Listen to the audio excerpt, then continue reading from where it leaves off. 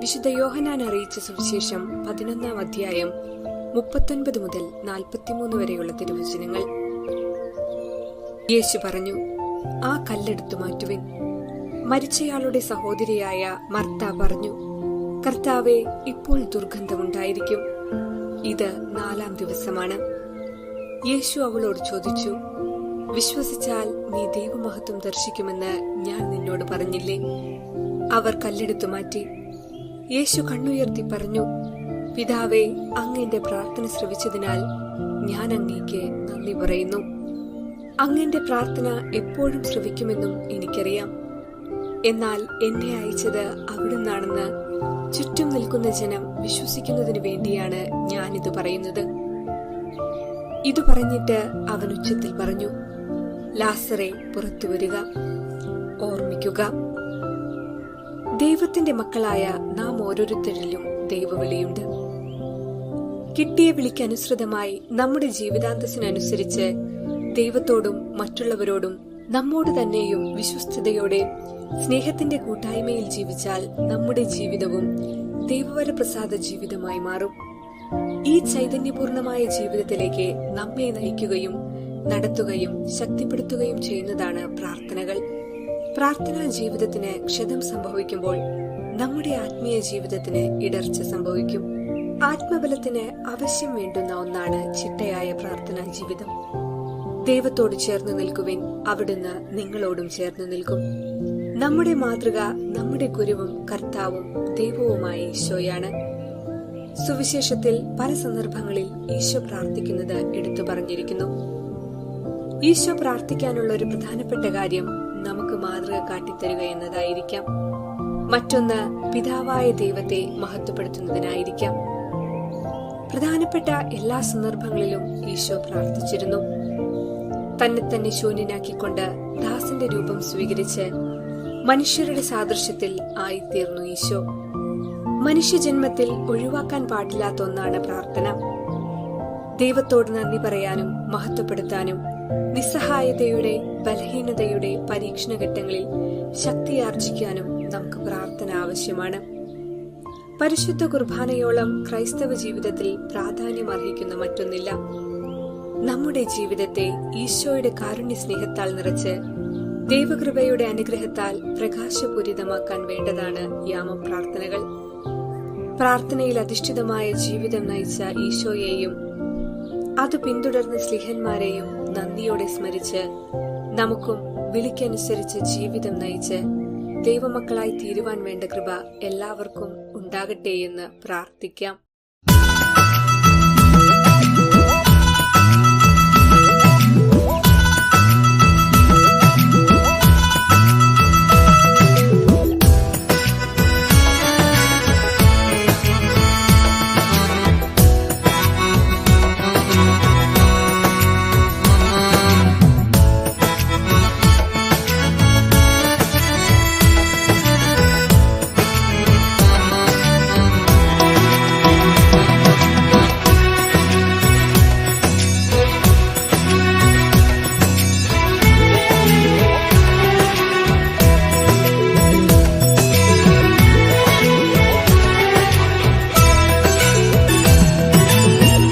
പ്രാർത്ഥന കേൾക്കണേ നാഥ,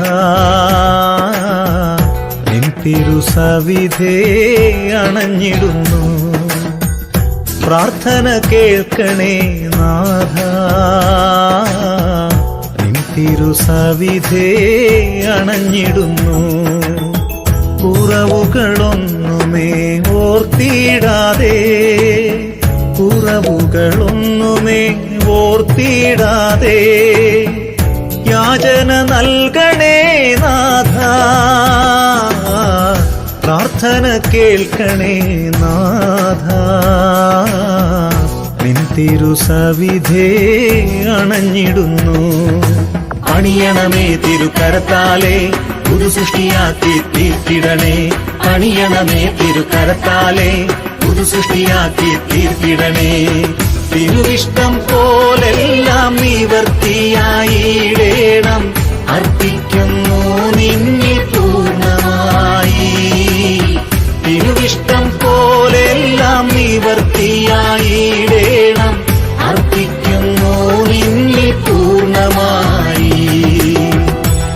പ്രാർത്ഥന കേൾക്കണേ നാഥ, നിൻ തിരുസവിധേ അണഞ്ഞിടുന്നു.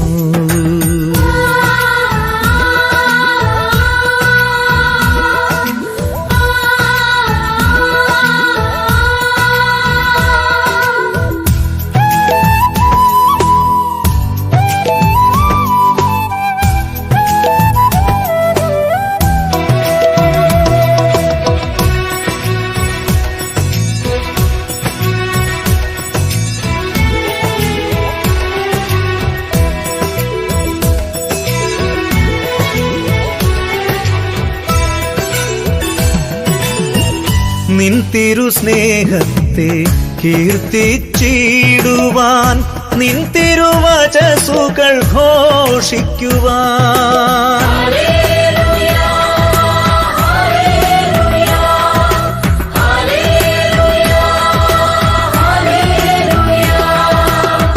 നിൻ തിരുസ്നേഹത്തെ കീർത്തിച്ചിടുവാൻ, നിൻ തിരുവചസ്സുകൾ ഘോഷിക്കുവാൻ, എന്നധരത്തെ യോഗ്യമാക്കിയിടുക, കൃപയാലേ ധൈര്യം പകർന്നിടണേ. എന്നധരത്തെ യോഗ്യമാക്കിയിടുക, കൃപയാലേ ധൈര്യം പകർന്നിടണേ. പണിയണമേ തിരുക്കരത്താലേ, പുതു സൃഷ്ടിയാക്കി തീർത്തിടണേ. പണിയണമേ തിരുക്കരത്താലേ, പുതു സൃഷ്ടിയാക്കി തീർത്തിടണേ. തിരുവിഷ്ടം പോലെല്ലാം നിവർത്തിയായിടേണം, അർപ്പിക്കുന്നു നിന്നിൽ പൂർണ്ണമായി. തിരുവിഷ്ടം പോലെല്ലാം നിവർത്തിയായിടേണം, അർപ്പിക്കുന്നു നിന്നിൽ പൂർണ്ണമായി. പ്രാർത്ഥന കേൾക്കണേ നാഥ, നിൻ തിരുസവിധേ അണഞ്ഞിടുന്നു.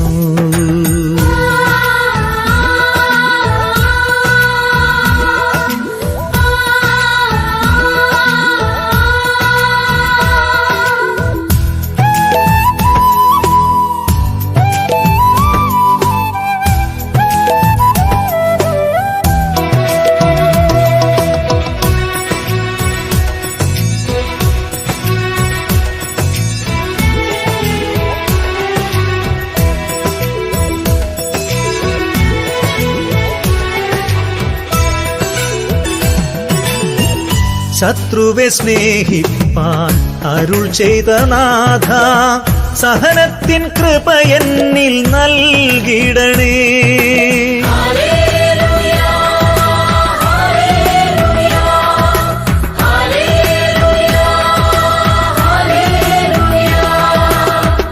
ശത്രുവെ സ്നേഹിപ്പാൻ അരുൾ ചെയ്ത നാഥ, സഹനത്തിൻ കൃപ എന്നിൽ നൽകിടണേ. നിൻ ഭാവമെന്നിൽ പകർന്നിടു എന്നും, ആത്മബലം നൽകി അനുഗ്രഹിക്കൂ.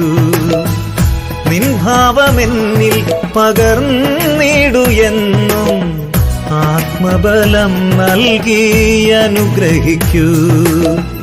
പ്രാർത്ഥന കേൾക്കണേ നാഥ, നിൻ തിരുസവിധേ അണഞ്ഞിടുന്നു. പ്രാർത്ഥന കേൾക്കണേ നാഥ, നിൻ തിരുസവിധേ അണഞ്ഞിടുന്നു. പണിയണമേ തിരുക്കരത്താലേ, പുതു സൃഷ്ടിയാക്കി തീർത്തിടണേ. പണിയണമേ തിരുക്കരത്താലേ, പുതു സൃഷ്ടിയാക്കി തീർത്തിടണേ. തിരുവിഷ്ടം പോലെല്ലാം നിവർത്തിയായിടേണം, അർപ്പിക്കും